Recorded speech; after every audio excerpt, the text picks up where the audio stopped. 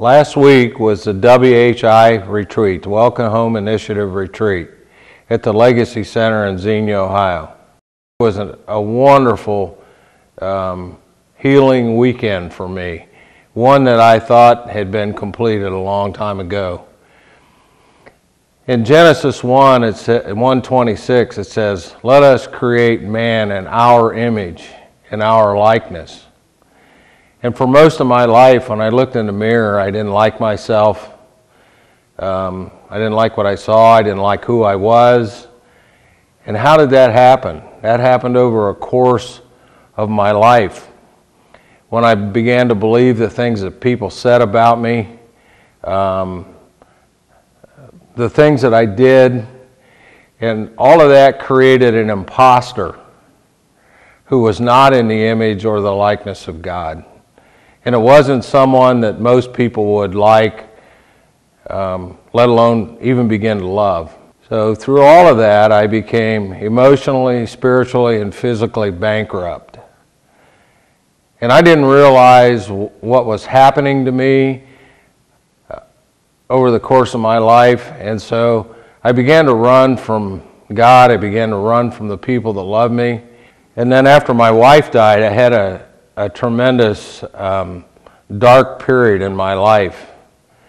And the healing process in that began with a monkey. And you may laugh at that, and I laughed at it when it first started. But that monkey led to a tremendous healing through Tammy and Pastor Jeff. And so when I went to the Legacy Center, when I finally got there on Tuesday, August the 23rd, I walked into the room, and on the bed there was laying a beautiful quilt. And that quilt represents the covering of God in our lives. And as I looked at the quilt and read a letter from President Bush, I was emotionally touched. And then when I turned around, there was a little paper sack on the dresser. And on that sack was a monkey. And I sat down on the foot of the bed, and I just began to cry and weep, because I knew that God was going to do something major in my life.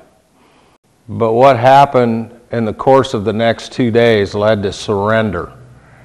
And what I surrendered were all of the things that kept me from fully loving God, fully having my gaze on Him. And sometime back, which I've shared for a number of people and had prayer about, I was told to surrender my weapons. And I was an Army Green Beret, and the weapon was the last thing you gave up. And so on the last day of the retreat, Father Nigel said to me that he had gotten a text from an intercessor in Massachusetts. And the intercessor said that there's someone there who's supposed to surrender their weapons, including the one that they carry in their pocket that they use to clean their fingernails with. And as I looked around the room, I glanced left and right and straight ahead, and there was a circle of people around me. And everybody had that look on their face like, who's he talking to? And I knew beyond a shadow of doubt that Father Nigel was talking to me. So I reached into my right-hand pocket, and I pulled out a pocket knife. And I've carried a pocket knife, I thought, to clean my fingernails with. But when he said what he said to me, I knew that I carried it more as a weapon. And interestingly, Father Nigel is from Great Britain. So I held the weapon in my left hand. I surrendered the weapon to Father Nigel. And it was like the whole weight of the building we were in was lifted off my shoulders. And so today,